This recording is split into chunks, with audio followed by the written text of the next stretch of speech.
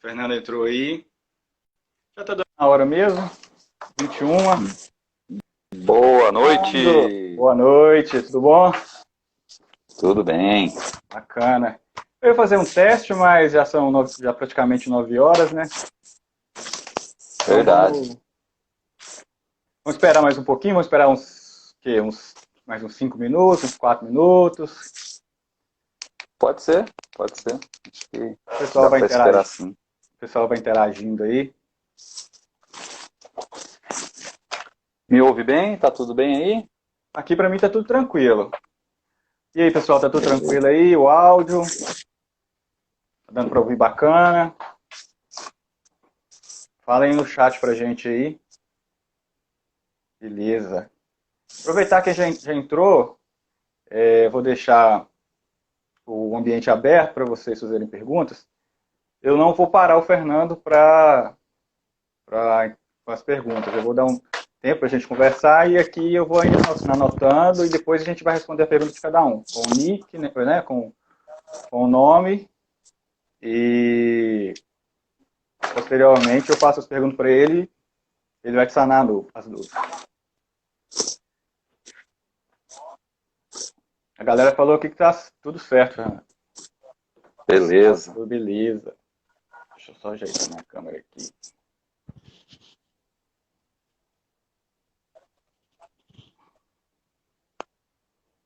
Fiz o convite hoje para o pessoal aqui do IME também. Vamos ver se eles aparecem, né? Legal, legal. Pessoal do IME. E você tá no Rio? Tô no Rio.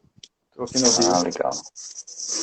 Tô aqui porque tenho algumas coisas de laboratório para fazer, aí, mesmo com a pandemia, tá fazendo de pouco a pouco. Então eu tô de vai, de volta. Mas as aulas continuaram via EAD, né? Ah, entendi. Tá indo em EAD. Tá tudo bacana. Legal, legal. Fernando, então já deu uns 2 minutinhos aí. Primeiramente, quero agradecer a todos que já estão presentes.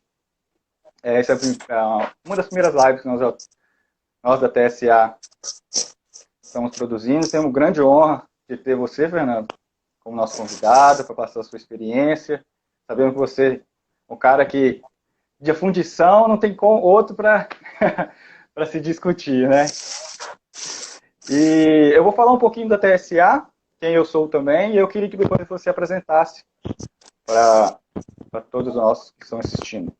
Então, a TSA é uma startup que é composta por engenheiros metalúrgicos e nós trabalhamos na divulgação e na solução também de problemas da metalurgia em si. Nós temos já há bastante tempo a startup criada pelo Guilherme Still, né?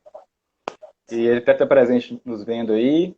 Ele e o André já vinham caminhando, o Felipe, o Andrei, o Lucas, eu também. Então nós estamos trabalhando, difundindo mais a metalurgia, porque a metalurgia em si, ela não é só produção de aço, né? Então, muita gente que acha que ser metalurgista é só produzir aço e ligas, mas não, metalurgia é uma arte, né? Metalurgia é a fundição, metalurgia é a conformação, metalurgia é a criação, né? Nós damos formas. E nós hoje, da TSA, nós estamos no LinkedIn, no Facebook e no Instagram. No LinkedIn nós estamos com 4.872 seguidores. No Instagram hoje, há meia hora atrás, 5.413. Então, a gente está batalhando aí para difundir mais, trazer mais informações e com prazer trazer você aí para nos ajudar a falar mais sobre a metalurgia, sobre a fundição. Eu quero dar a palavra a você, Fernando. Você falar um pouco de você, se apresentar, falar sobre o seu trabalho também, gente. Siga o Fernando também, ele tem um trabalho magnífico sobre a fundição, ele traz pessoas conceituadas, com propriedade para falar. Tá? E a palavra é sua, Fernando. Obrigado. Boa noite, então, aí a você, aos nossos colegas aí do Transformando Suor em Aço, TSA. Faz tempo que a gente vem trabalhando juntos aí, né? Eu divulgo vocês, vocês divulgam o Dr. Refugo e a gente vai fazendo essa parceria boa, né? Porque eu entendo que, primeiramente, não tem concorrência. Pelo contrário, todo mundo aqui está tentando fortalecer um setor que falta informação audiovisual na internet, né? Isso. E assim, é um prazer poder participar com vocês. Vocês começaram bem antes de mim aí. Bem, eu sou o Fernando Oliveira, eu sou bacharel em Química, especialista em fundição, para aqueles que não me conhecem. Fundei o canal Dr. Refugo, que o Dr. Refugo ele é uma empresa, um portal multiplataformas, como a TSA, nós também estamos aí no LinkedIn, começamos há pouco tempo, estamos com aproximadamente 700 seguidores. No Instagram também temos aí em torno de 2.400, 2.400 e alguma coisa. E no YouTube a gente já está aí com 1.144, que nem você falou hoje, né, inscritos aí. Isso. E já temos mais de 150 vídeos postados, né, vídeos longos. Nós iniciamos com a ideia de fazer vídeos curtos. E fizemos muitos vídeos curtos. Mas aí com o advento da live, a gente acabou fazendo, então, lives. Nossas lives são toda segunda, às 21 horas, e todas as sextas, às 15 horas.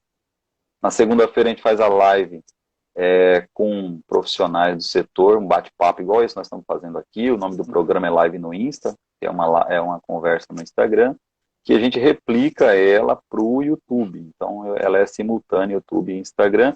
Na sexta-feira já é um pouquinho diferente. Na sexta-feira a gente traz um profissional renomado, um profissional com bom conhecimento, alguns professores também, para dar uma aula básica. Então, a ideia é explicar um conceito básico da fundição ou da metalurgia, né? Já trouxemos pessoas para falar, por exemplo, sobre diagrama de equilíbrio ferro-carbono na região do eutético da grafita ali, né? Uhum. Já trouxemos pessoal para falar de microfusão, como é que é o processo de microfusão. E sexta-feira agora, por exemplo, a gente vai ter uma especialista do setor de refratários falando sobre refratários especificamente, né? E o mercado de fundição, né? Então a ideia do canal é segmentar, assim, vocês são muito Transformando o Soar está bem focado na questão da metalurgia como um todo, eu acho muito bacana, né? Eles são engenheiros aí, todos engenheiros e angariando mais engenheiros para participar. E no meu caso eu busco a fundição, né? Então, eu mesmo sendo bacharel, eu acabei entrando em 2002 na área de fundição, na área de desenvolvimento de produtos. Depois eu tive que me especializar nessa área para poder entender como é que funcionavam os produtos, comportamento, fazer assistência técnica. E com isso eu fui visitando fundições, fazendo treinamentos, aperfeiçoamentos, até que o ano passado a gente terminei a especialização, a pós-graduação em engenharia de fundição. E aí, esse tempo todo no mercado faz a gente conhecer muita gente. E aí os meus amigos aí sempre prestigiam o nosso trabalho e sempre contribuem bastante com o conteúdo. A gente agora está fazendo uma parceria com a Universidade do Porto, né, a Faculdade de Engenharia do Porto. Então, brevemente, a gente vai trazer alguns catedráticos, alguns doutores aí lá da Universidade do Porto, que tem uma cadeira específica sobre fundição. E por que fundição, né, pessoal? Como o Pedro falou, a metalurgia, é lógico, ela abrange toda a parte de fabricação de aços e ligas e etc. E vai abranger conformações de diversos tipos. Mas aqueles que não são da área, né? Então, o processo de fundição é o processo metalúrgico, quando eu dou conformação ao metal líquido através de um molde, né? Então, esse processo de conformação, ele vai acontecer aí normalmente num molde feito em areia, na maior parte do tempo. Nas microfusões, que é por cera perdida, faz esse processo em lama cerâmica, um molde produzido a partir de lama cerâmica. E o processo de fundição no Brasil, o Brasil hoje perdeu a representatividade, né? Infelizmente, hoje o Brasil, nós já chegamos a ser aí quinto, sexto do mundo em quantidade de produção de fundido. Hoje nós somos o 10º, estamos quase perdendo para a Turquia, em termos de quantidade de fundido. E E o que acontece? O que a gente viu aí foi um colega nosso, um grande incentivador, o Reinaldo Oliveira, que fez um estudo bacaníssimo sobre competitividade da fundição. Ele fala o seguinte, que nesse mesmo período que a gente regrediu aí de quase 3 mil toneladas para pouco mais de 2.500 e pegar o número aqui certinho, 2.283 o ano passado, no 2018, e em 2019, 2.350 mil toneladas, né? Então seriam 2 milhões de toneladas, 2.350 mil toneladas. E o mercado, bem elevado, né? É bem elevado, mas mesmo assim, para você ter ideia, o mercado internacional, nesse mesmo período, ele reduziu.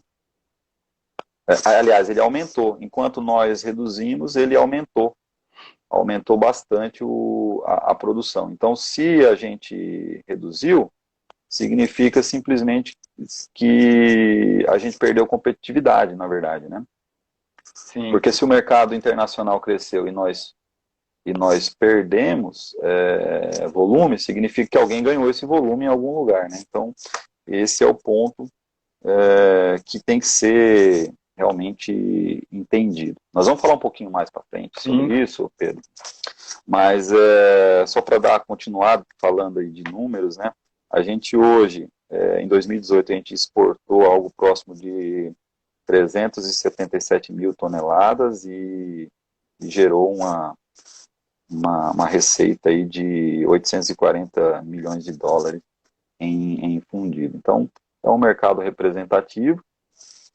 Esses números não entram, apesar de a gente falar de fundição, mas não entra os lingotes, lingotamento contínuo, nada do metal que é feito por aciaria, basicamente são aquelas indústrias que realmente transformam o metal líquido em peça, não em lingote, não em tarugos, não de maneira geral, essa é a conta que a gente faz. Uma outra característica interessante, Pedro, é que a fundição no Brasil, ela tem uma característica, assim, bem... Nós não conseguimos mudar a nossa característica. A nossa matriz, ela é 50,4% do nosso volume é focado na área automotiva, então metade de tudo que a gente produz é para a área automotiva. Falando em volume também, o maior volume de material que nós produzimos hoje é ferro fundido, né, para a área automotiva. É o maior volume. Pra você ter ideia, a diferença enquanto nós estamos falando aí de 2.350 toneladas no total, alumínio representa 172 mil toneladas. Então, é menos de 10% o volume de alumínio.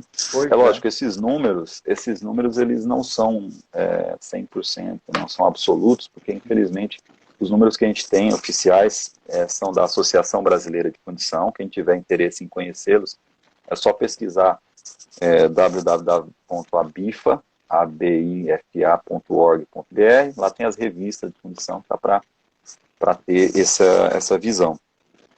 Mas o que eu quero chamar a atenção é que é muito desigual, sabe? Nós temos muitos mercados no Brasil que não são explorados. Um outro número que a gente também não costuma acompanhar é o número de peças fundidas importadas, que na verdade a gente tem aí algumas barreiras para peças fundidas importadas, né? Mas o que acontece? Como é que você faz com um equipamento que usa peça fundida? Então o cara importa um equipamento, e esse equipamento vem com peça fundida. Então esse fundido não está sendo levado. Deixa de ser nosso, né? Foi produzido exatamente. Desde lá. Exato. Então esses são basicamente assim os pontos que eu gostaria de apresentar nesse primeiro momento, porque é importante a gente entender que o mercado de fundição ele pode ser muito vasto. Então eu tenho automotivo, eu tenho linha branca, eu tenho implementos agrícolas, eu tenho implementos rodoviários, eu tenho implementos ferroviários, eu tenho uma série de outras condições. Aliás, quem está aí presente agora é o Afonso Gonzaga, que é o presidente da Associação Brasileira de Fundição, um parceiro nosso aí. Grande abraço. Bem-vindo o aí, Afonso Gonzaga. e toda a equipe aí da BIFA, também os nossos seguidores estão aí no processo. Mas o que acontece, Pedro? O que a gente costuma ver é que a fundição ela ainda não atingiu o seu potencial, porque um dos fatores é que a gente não explora os outros mercados, né? É uma linguagem comum. Então, o que acontece? Sabe aquela história? Onde é que eu vou vender o meu produto? Vou vender em São Paulo, que é uma grande praça, que tem muita gente, tem milhões e milhões de pessoas, então eu vou fazer o meu produto e vou vender em São Paulo. Só que São Paulo, mesmo tendo muitas pessoas, tem muita concorrência. Então, nem sempre pela concorrência, você vai conseguir ter uma margem de lucro adequada, você vai conseguir vender o seu produto de uma forma que você gostaria. Então, isso acaba acontecendo também no nosso setor. Então, o pessoal olha, onde é que está o volume? Está no automotivo. Então, todo mundo migra para o automotivo, sendo que a gente tem um monte de setores aí que são extremamente carentes em termos de peças fundidas e que precisaria ser mais explorado para gerar mais riqueza e, com isso, gerar, de repente, mais lucratividade para a fundição e para que a fundição pudesse... Porque você sabe muito bem, Pedro, que a gente... Eu não sei se você não conhece o mercado de fundição, talvez, mas o mercado de fundição é um mercado que ele tem pouco investimento no Brasil, né? O investimento do Parque Fabril, ele não é tão alto. Existe investimento, existe, mas nós poderíamos ter um parque muito mais high-tech, muito mais, com mais melhorias em termos de automatizações e robotização e etc. Por que não temos? Porque a gente está sempre trabalhando com margens apertadas e com uma gestão que não foca no longo prazo, né? Uma gestão que está, em via de regra, muitas vezes apagando incêndio, lutando contra um problema, uma dificuldade ali pontual. Né? Diferente de algumas empresas, como, por exemplo, você pega as grandes siderúrgicas do Brasil, que elas fazem investimentos, né? Tem a condição, fazem bastantes investimentos. Mas o que acontece? Por que elas fazem investimento? Porque tem lucro. Então só dá para fazer investimento se você tiver lucro, né? Não tem como você fazer investimento se você não tiver lucro. E esse é um ponto que a fundição, muitas vezes, a gente precisa trabalhar mais a fundição nesse sentido. Pode-se dizer, então, Fernando, que o lucro hoje, na parte da fundição, está se tornando gargalo para a melhoria, para o crescimento, no Brasil em si? O que acontece é o seguinte, o lucro é um gargalo, mas o que acontece? Por que as empresas não têm lucro? Muitas vezes, tá? Porque o lucro está associado a você fazer o seu processo da melhor maneira possível. Está em você investir em mão de obra, investir em tecnologia, investir em conhecimento. Verdade. Então, na verdade, acaba se tornando o ciclo virtuoso ao contrário, né? Que é o ciclo que não funciona. Eu não invisto, por eu não investir eu não ganho dinheiro, eu não ganho dinheiro, eu não invisto, aí eu vou depreciando o meu setor, eu vou utilizando produtos cada vez mais baratos para poder conseguir me manter vivo. Eu usando produtos mais baratos, minha qualidade caindo, eu vou fazendo produto pior, vou perdendo cliente, eu perco faturamento, perdendo faturamento eu perco lucratividade, e aí acaba entrando nesse vórtice aí que leva a pessoa, que leva a empresa para uma situação bem preocupante, né? Mas assim, existem vários exemplos no mercado hoje aí de empresas que têm sim uma condição boa, são bons exemplos, são grandes players hoje no mercado. Tem algumas empresas que precisaram ir para a recuperação judicial para descobrir que ela tinha vocação e que ela podia planejar e se reinventar e saíram sabe aquela história de bater os dois pés no fundo do poço e subir com tudo? Então, a gente tem vários exemplos de empresas que há 3, 4, 5 anos atrás estavam em recuperação judicial e hoje voltaram a ser potências aí, graças a planejamentos estratégicos bem-sucedidos, associado a investimentos em planejamento, em melhoria de processo, em pessoas, em equipamentos. Então, são atividades importantes aí. Alguma pergunta, alguma colocação, Pedro? Olha, vamos aproveitar que, né, que temos esse tempinho, vamos dar uma olhada aqui no chat, tem algumas perguntas. O Rafael Sagrada Família falou da fundição em alumínio, né? Que hoje no Brasil, querendo ou não, tem em baixa. Nós temos as grandes, as maiores, a Alcoa, e que está no topo aí, mas nós temos as outras também que fazem também a reciclagem desse material. Tem um seguidor aqui, Carlos Brito, falando que o Fernando queria muito participar das lives da sexta, mas o horário não dá. A gente está mudando os horários aí. Mês que vem, provavelmente, a gente vai mudar para as 19 horas, 18, 19 horas. A gente fica um horário um pouco mais acessível aí. Certo. A Devanil Santana, falando que a faculdade de Porto é renomeada em fundição, verdade, né? Ela tem uma história bacana sobre fundição. Temos aqui Rodi Conti, falou que o setor dos fundidos para mineração tem muito potencial e pouco explorado pelas fundições. Eu também pensei tanto na mineração, nós estamos esquecendo também da parte de extração de petróleo e gás, né? E, infelizmente, pelo que eu tenho visto, pelo que eu tenho acompanhado, muito pouco aqui no Brasil.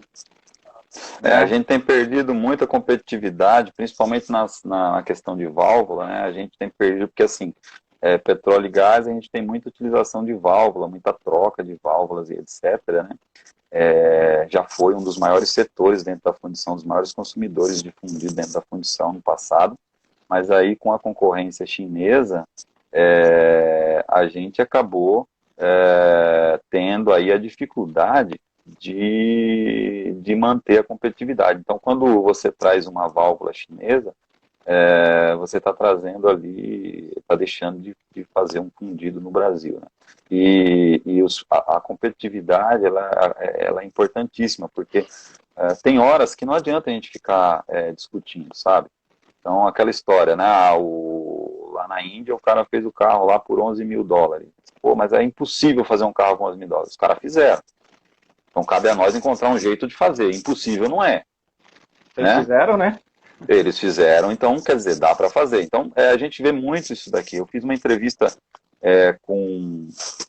Quem tiver pode assistir lá no nosso canal, no nosso programa Fundidores pelo Mundo, que a gente entrevista fundidores, pessoas que trabalham em fundição em outros países. Aliás, nós vamos ter no dia 28 agora, nós tivemos uma semana passada com o Vinícius, que estava no Chile, falando um pouquinho sobre o setor de mineração no Chile, que tem crescido muito. Em boa parte, esse material era comprado no Brasil, e o pessoal acabou, por questões competitivas, montando as fundições lá, e tem crescido violentamente. E nós vamos falar na próxima dia 28 com o Camilo, que vai falar sobre peças e engenharia, Camilo Carletti, próximo dia 28 na sexta-feira. As lives do Fundidores pelo Mundo, principalmente quando é Europa, não tem muito o que fazer, porque se eu fizer live 9 da noite, o pessoal vai ter que ficar até as 3 da manhã acordado. Então a gente faz às 15 para ser umas 8 da noite lá, 9 horas, ficar dentro de um horário legal. Mas o que eu quero dizer com isso é que realmente a gente explora pouco toda essa questão, né? Tem uma questão aí que pode passar despercebido, que o Afonso colocou aí, que a fundição trabalha por quilo. Esse é um grande dilema, uma grande preocupação que nós temos no Brasil, porque assim, as peças fundidas, elas têm complexidades diferentes. Então, na verdade, na hora de você fazer o custo de um fundido, não dá para você, devido a essas características, é quase impossível você falar que a peça custa X. E ainda tem muita gente, muitas fundições e muitos clientes que querem comprar a peça por quilo. Então, essa peça aqui, vamos dizer o seguinte, vamos pegar um exemplo aqui para você entender melhor. Vamos pegar um bloco, imagina que isso aqui é um bloco. Então, um bloco maciço e redondo. Maciço, retangular e tal. Uhum. Complexidade disso aqui, quase nenhuma. Então, eu vou cobrar por quilo lá. Então, eu cobro lá, sei lá, R$12 o quilo. Aí eu vou e pego essa peça aqui, ó. Isso aqui é uma peça. Certo. Tá?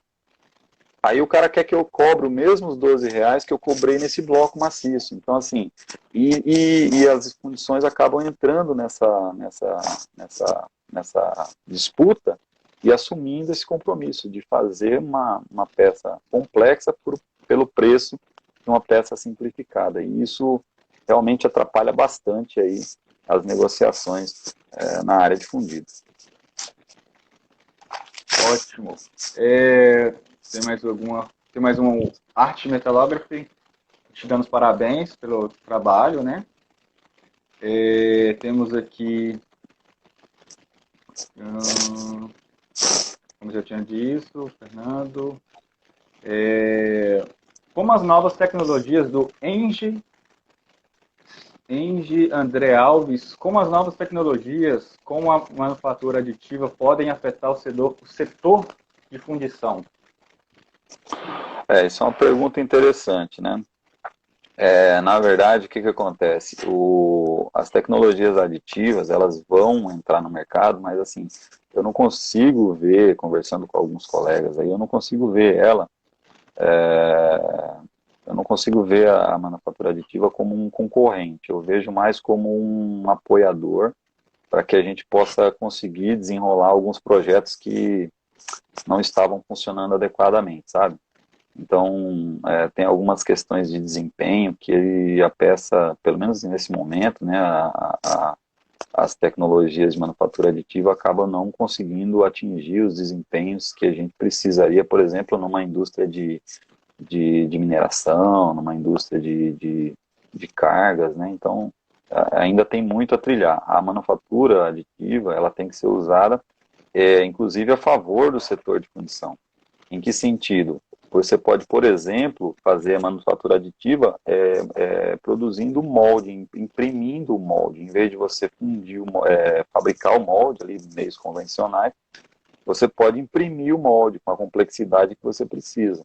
Então, a manufatura aditiva ela pode vir para o setor de fundição como um baita de uma tecnologia que pode ajudar a gente a ser mais competitivo. Acho que esse é o grande caminho aí.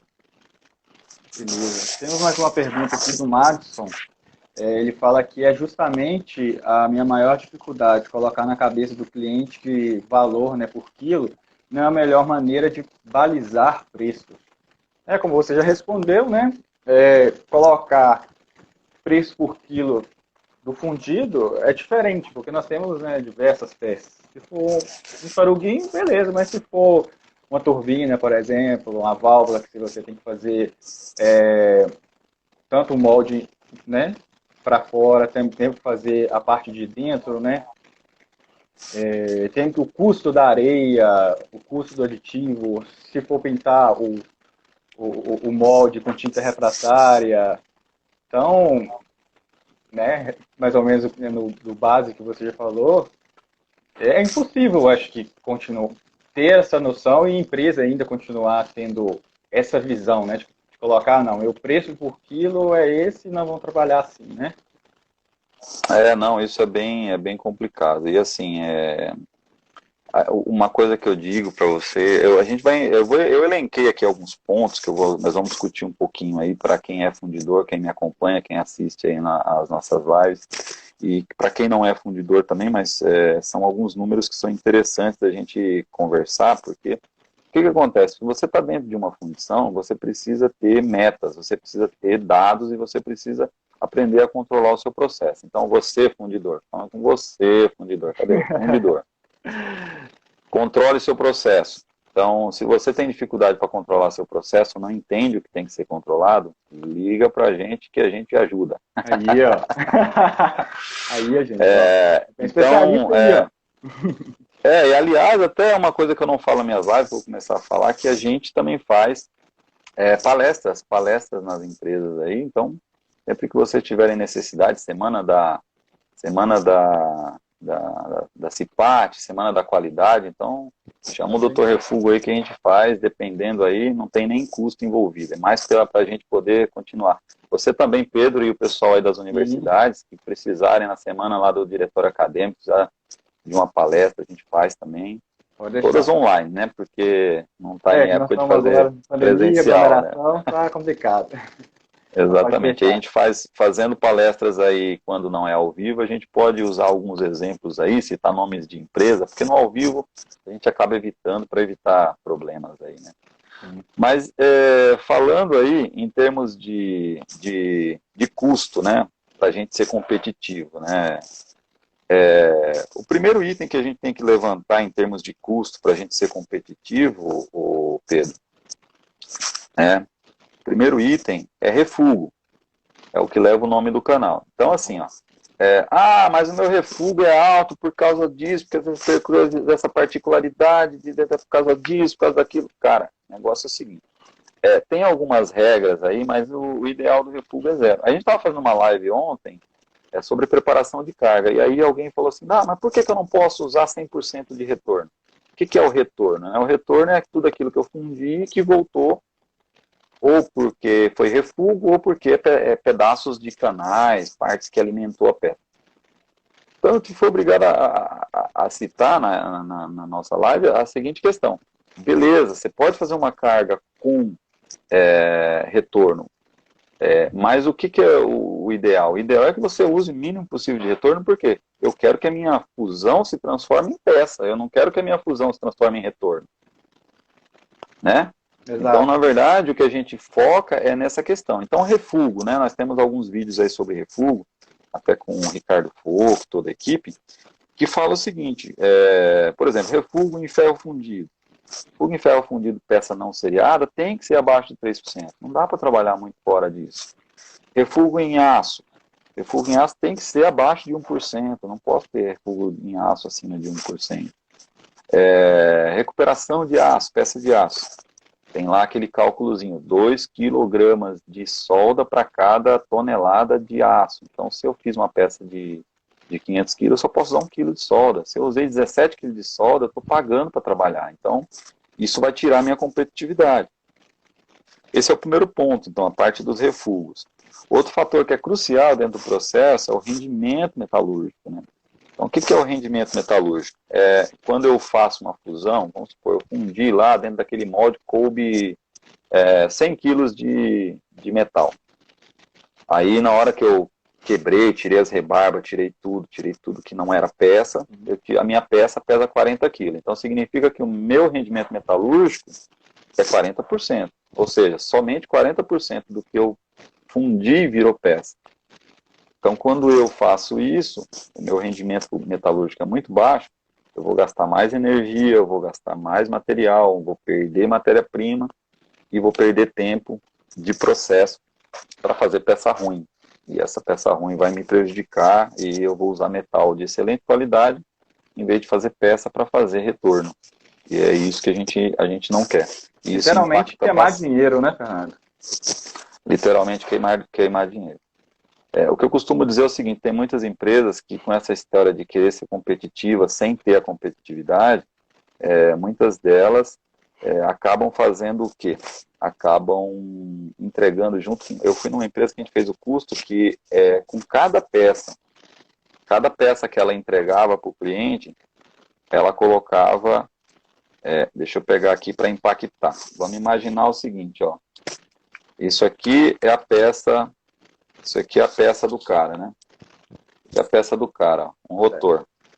Junto com cada peça dele, ele colocava R$12 e entregava para o cliente. Então, assim... ele estava dando dinheiro para o cliente. Exatamente. Aí fica fácil. Eu falei para ele, eu quero ser seu cliente desse jeito, porque eu compro a peça só por causa dos R$12. Eu jogo a peça fora e ganho os R$12. Então, é muito louco essa história, Pedro. E tem muita gente que faz as contas e acaba não levando em conta alguns custos que vão aparecer lá na frente. Mas eu tenho meu funcionário aqui, eu só vou pagar ele quando eu mandar ele embora. Tá, mas você vai ter que pagar um dia. Então você tem que recolher isso, tem que estar constando do seu custo. Então é Exato. isso e muitas outras coisas. Então eu tenho me dedicado bastante a explicar a questão do custo. A gente vai fazer um intensivão de custo em breve, né? Né? A gente vai fazer um intensivão aí de custo relacionado com fundição. Eu tenho uma live que a gente fala um pouquinho destacando cada tópico do curso, uma live de carnaval, que eu fiz sozinho, mas destacando exatamente essas coisas. Sabe uma outra coisa também que faz com que as pessoas percam muito tempo, também muito material, é a questão da relação metal-molde. Você sabe o que é isso, Pedro? Relação metal-molde. Então, a relação metal-molde, alguns chamam de relação areia-metal. Uhum. Quando é um outro indicador muito legal para você saber se o seu processo está adequado, que é você, para cada quilo de peça de metal fundido, quanto que eu usei para fazer o molde. Sim, de areia. Então, por exemplo, tem processos como o de areia, dependendo da máquina areia verde, e dependendo Uhum. da máquina que você usa. O processo de areia verde é um processo que utiliza bentonita, né? Então, ele pode chegar a 9, 10 quilos de areia para cada quilo de ferro, de ferro fundido ou de material fundido. Mas, por exemplo, o número a ser perseguido, dependendo de onde você está, teria que ser algo perto de 5, 6 por 6 quilos de areia para cada quilo de metal. O que vai dizer quanto que eu uso?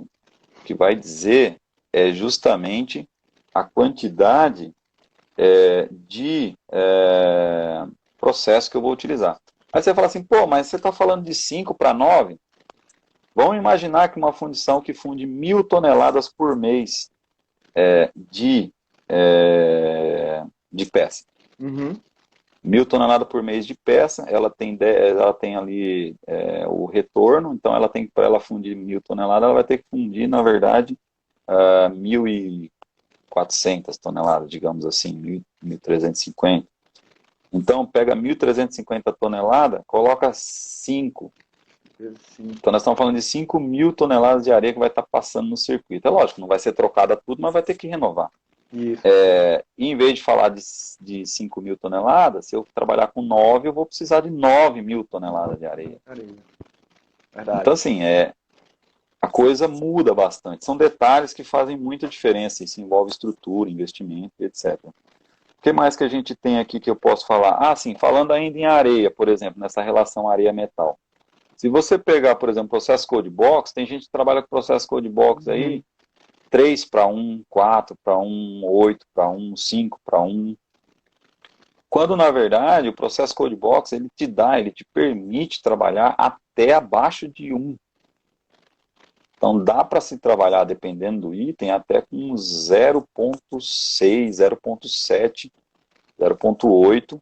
Ou seja, para cada 1 kg de metal fundido, eu só uso 800 gramas de Excelente. areia no processo. Mas isso é o quê? Isso é tecnologia, isso é conhecimento e isso é processo. Então, se você não tem processo, não tem tecnologia, não tem conhecimento, fica difícil de você conseguir fazer isso. Um abraço aí para o meu amigo Fábio, tá chegando aí também. O Afonso fala, eu estou tomando aqui, o Afonso fala que novamente, né, o mesmo problema. O problema é sempre processo. Quem está É o preocupado com o processo, seu né? processo? O Então, processo, só te desculpa. O Não, pode processo, falar. no geral, se a gente se colocar no papel a diferença das grandes indústrias pelas médias e pequenas, é o processo, é a ciência de ter controle do que vai entrar, do que vai sair, do que está rodando, do que foi perdido, do que vai ser repassado para o cliente. O nosso maior problema é o processo. Nós estamos parados há muito tempo e não quer voltar, né? Não quer dar o passo à frente, né, Fernando? E me preocupa o seguinte, porque tem empresas que quando dá crise, quando dá qualquer problema, o primeiro setor que ela dispensa é o setor de engenharia, o setor de processo. Quando, na verdade, o setor de processo ele tem que, lógico, tem que ser feito as contenções devidas, mas é um setor que tem que ser tido como estratégico dentro da empresa, né? É um setor que pode estar trabalhando ali e às vezes está dando tudo certo porque o cara do processo está fazendo tudo certinho e está acompanhando o processo e está dando tudo certo.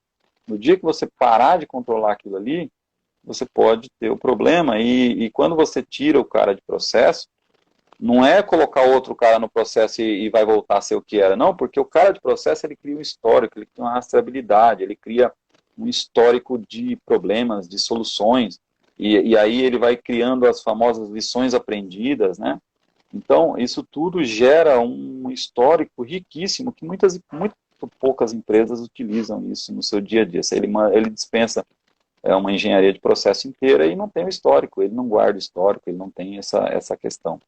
E aí, tem uma questão aqui do E. Carlos Brito, que ele fala assim, o pessoal está falando muito em 4.0 nas fundições, mas ainda acho que as fundições brasileiras vão demorar um pouco. Gente, assim, o meu comentário a respeito disso, falando em competitividade. O que acontece? O que é a indústria 4.0? A indústria 4.0 é algo que acontece quando você está com tudo pronto.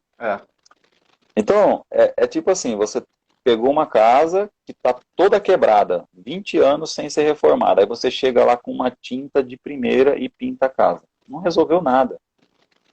Ela continua aberta, sem janela, sem porta. Então, na verdade, muitas fundições, elas estão ainda no 1.0, no meio ponto zero. Por quê? Porque o 1.0 é gestão. Então, uma coisa que a gente fala muito, você tem que ter gestão. O que é gestão? É saber o que você está fazendo, efetivamente, e aonde você quer chegar. Se você não sabe o que você está fazendo, nem onde você quer chegar, você não tem gestão. Se não tem gestão, você não é 1.0. Exato. Então aí você vem para 2.0, que aí já é alguma coisa de melhoria. A melhoria, o que é? É você fazer mais com o que você tem. Não é você investir. É muito fácil você falar assim, eu vou comprar um monte de máquina. Não. O que eu posso fazer com o que eu tenho? Tem alguns amigos que falam para mim, pô, cara, Fernando, eu te conheci, você chegava com a gente lá na feira na Alemanha com o celular na mão. E era assim que você fazia live. E é assim que você faz live. Porque entendeu? Você usar o que você tem da melhor maneira possível para maximizar seus resultados. Então, nesse processo, o Lean é uma coisa importante, porque o Lean, a aplicação do Lean na indústria, ela vai tornar o seu processo mais inteligente e vai fazer com que você aprenda a controlar os seus gargalos. E aí eu convido vocês a refletir essa questão. Nós teremos um seminário em setembro sobre Lean, nós teremos uma live em outubro, um seminário, uma semana inteira dedicada a Lean. Fica o convite aí para a sua audiência, Pedro. Sim, claro. Vai ser uma semana inteira dedicada. E lógico, a gente vai estar focado em fundição, é o nosso share aí, né, o nosso mercado, mas tem muitas coisas que são, como você sabe, o Lean pode ser aplicado em qualquer setor, então algumas ideias que a gente vai passar aí pode ser normalmente aplicado em outros setores. Então, assim, de maneira geral, o que eu quero dizer para quem é essa questão do 4.0 e da competitividade, né? Eu quero dizer que, primeiramente, a gente tem que arrumar a casa, a gente tem que corrigir os problemas e a gente tem que fazer com que a indústria automatize. Outra coisa também muito errada no conceito 4.0 que as pessoas estão pregando é que, assim, se você chegar na sua fábrica e colocar um robô para trabalhar no lugar de um ser humano, isso não é 4.0. Isso é 3.0. Isso é automação. Isso é automação. Isso é você pegar um braço e trocar um braço humano por um braço robô. Isso não é automação. A automação 4.0, ela está diretamente relacionada à empresa, a automatização ser associada a uma inteligência artificial, a uma apuração dos dados.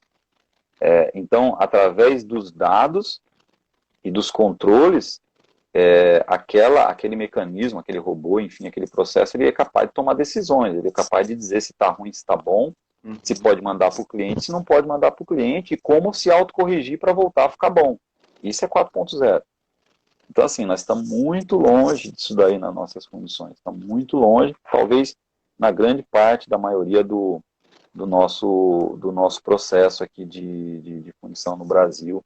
Na maioria dos processos industriais também, né? Tem muita coisa ainda que não acontece assim.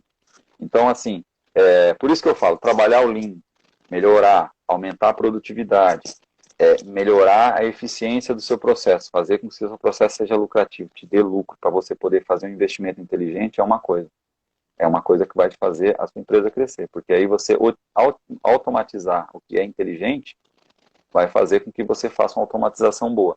Se você faz a automatização de algo que está burro, que está não conforme, ou que está te tomando tempo e dinheiro, não é produtivo, você vai automatizar algo que não vai dar resultado, vai Sim. ficar caro. Aquilo que você gastava com mão de obra, você vai gastar com energia, você vai gastar com manutenção, você vai gastar com uma série de outras coisas, no final das contas não vai te dar nenhum tipo de resultado.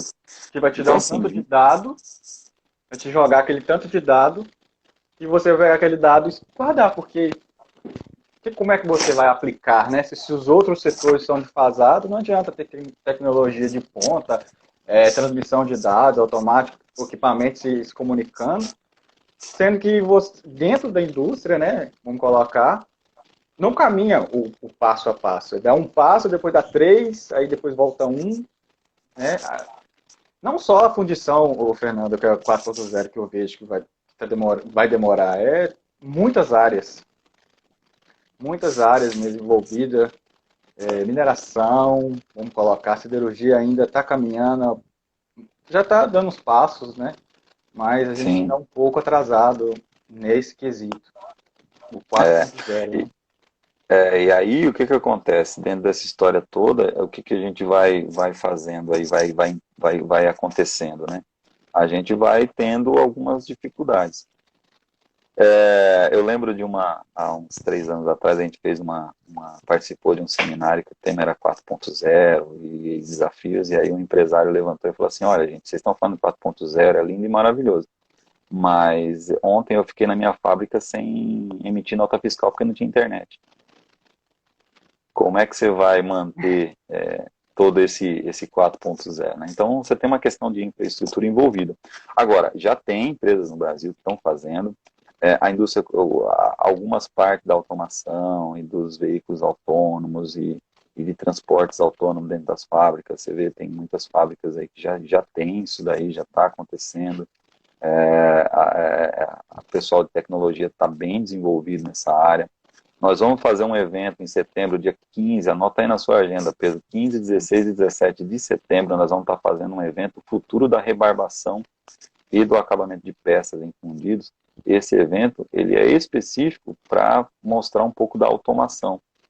Nosso evento vai estar patrocinado pela KUKA, um dos maiores fabricantes de robôs do mundo, e vai estar justamente explicando a evolução do robô. O diretor-presidente da empresa vai estar explicando como que está a evolução do robô e quão simples é hoje fazer uma aplicação com robô. E falando em 4.0 em melhoria de processo, amanhã, eu também deixo o convite aí para quem está acompanhando com a gente hoje, amanhã a gente vai ter um evento que é digno de... uma aula de pós-graduação em fundição. 2 dos maiores especialistas em fundição, Antônio Jorge e Ricardo Foucault, vão estar presentes aí no evento fechado, que a gente vai fazer no YouTube. Então, é um evento sobre análise térmica, Pedro. O que é análise térmica dentro do ferro fundido? É o único mecanismo que a gente consegue medir no banho, ainda com metal líquido, como é que ele vai se comportar quando eu fundir. Então, a análise térmica ela vai me dizer como é que o meu banho, ainda em metal, normalmente o que você faz? Você funde a peça, corta, leva para o microscópio e olha, deu grafita. Não deu grafita. A análise térmica, ela vem fazer o contrário, né?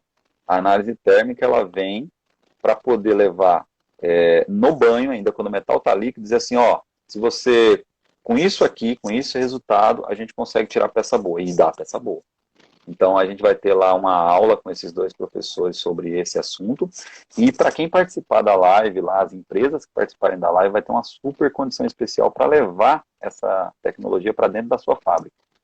Então, deixo o convite aí para os empresários e os gestores de processo. A gente vai ter uma oportunidade exclusiva para quem estiver participando da live de levar a implementação desse processo para dentro da fábrica. Pra você ter ideia, esse processo, dependendo da sua fábrica, Pedro, ele é um processo, ele tem um custo, de entrada, mas ele se paga em 3 meses. 3 meses. Nossa. Numa fundição pequena. Fundição grande se paga em 15 dias. Muito rápido. É muito rápido. E é o começo do processo. É o começo do processo. Então, é o que eu falo. Você tem muita coisa para fazer antes de pensar numa máquina. Você tem muita coisa para fazer antes de pensar num robô. Você tem muita coisa para fazer antes de buscar outras situações. Você tem que investir no seu pessoal, investir em qualificação, investir em uma tecnologia de Lean, em fazer a sua equipe ser capaz de buscar soluções. Então, se você conseguir fazer a sua equipe buscar soluções, trabalhar em conjunto, você vai ter, dentro de um curto espaço de tempo, a condição de começar a ter lucro, e o seu lucro aumentando, você vai ter condições de investir no seu negócio e fazer com que isso aconteça frequentemente. Um outro ponto importante aí que eu deixo é o seguinte: hoje no Brasil a gente gasta 80% do tempo na produção e 20% no projeto. Então a gente rascunha no papel, é assim que vai ser. Manda o cara fazer o molde, o cara faz, ele volta. Eu passo 4 meses fazendo ajuste no molde até conseguir tirar a peça. Quando na verdade que a gente sabe que o processo tem que ser 80-20, mais 80 projeto e 20 peça. Então eu projeto, simulo, projeto.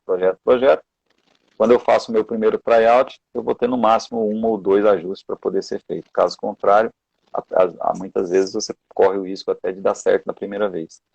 Então, esse é o ponto que eu quero deixar. E a gente tem que, para a gente ter competitividade, a gente precisa ter conhecimento do nosso processo, precisa ter um rendimento baixo, um rendimento metalúrgico bom, um refúgio baixo. Temos que ter grande tempo gasto em projeto, pouco tempo em ajuste de processo, e temos que ter consumos baixos de liga, inoculante, de resina. Só para deixar um parâmetro aí para quem está assistindo, ferro fundido. O que você tem que buscar, por exemplo? Tem que trabalhar com menos de 1% de liga, você tem que trabalhar com o inoculante na mínima. Você tem que zerar o ferro gusa da sua liga, porque o ferro gusa está muito caro. Então, de repente, se você conseguir zerar ou criar uma alternativa para você não precisar usar quando ele estiver muito caro e voltar a usar quando ele estiver mais barato, é uma forma inteligente. Trabalhar em melhorar a eficiência do seu pátio fabril. Então, por exemplo, eu vou gastar R$500 mil para comprar, R$1 milhão para comprar um forno novo. Só que a minha conta de energia é 200 pau. R$200 mil de energia por mês. E a fusão responde por 50% disso. Então, eu gasto R$100 mil por mês de energia.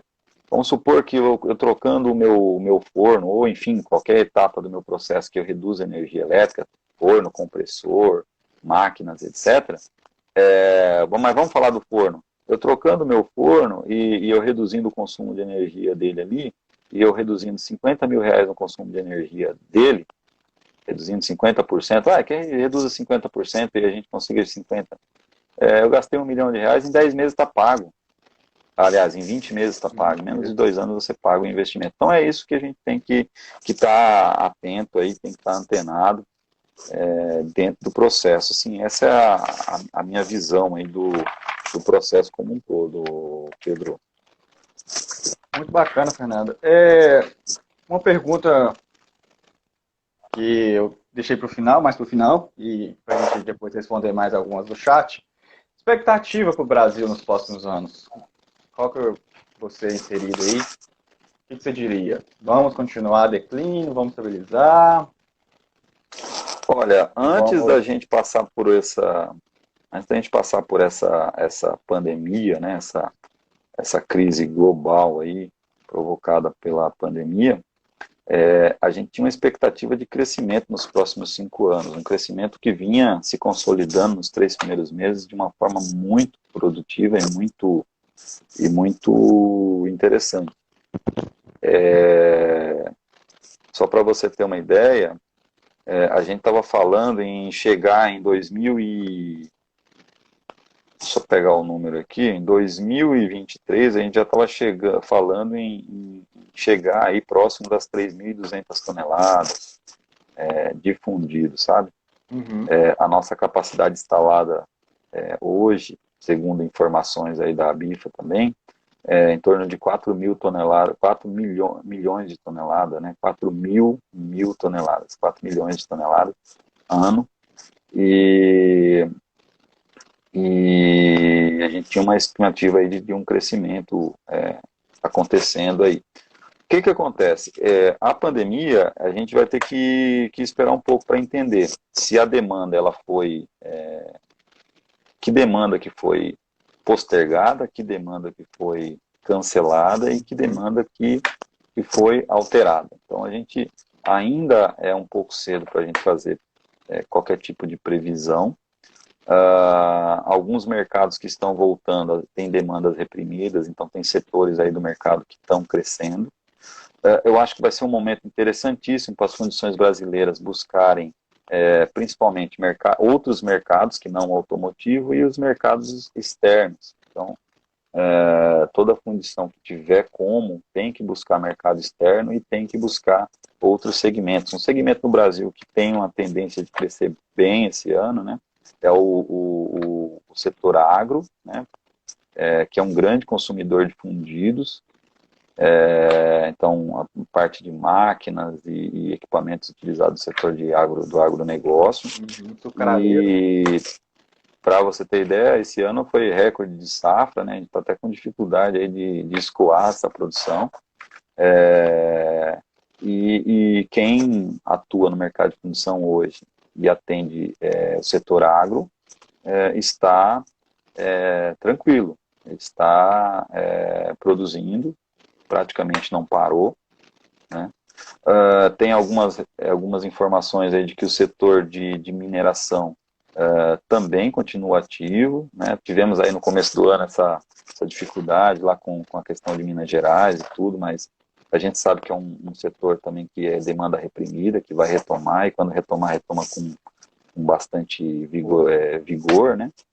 Então a gente sabe que o mercado de fundição ele tende a crescer, tá? Os números desse ano foram completamente afetados, mas a gente entende que o setor como um todo ele vai crescer, baseado aí no que a gente ouve, tanto dos empresários quanto das nossas entidades de classe. Excelente, Fernando. Pessoal, a gente está quase chegando ao fim da live, né? E tem alguém que queria fazer mais uma pergunta? Está aberto para vocês aí. Deixa eu ver aqui. Falaram aqui também da impressão 3D na fundição. É um futuro, né? É o futuro, com certeza. O Adevanil está falando aí que do exemplo, né, de investimento em cold box que se encontra parado por falta de expertise, né? O pessoal comprou o equipamento para a série, né? Então,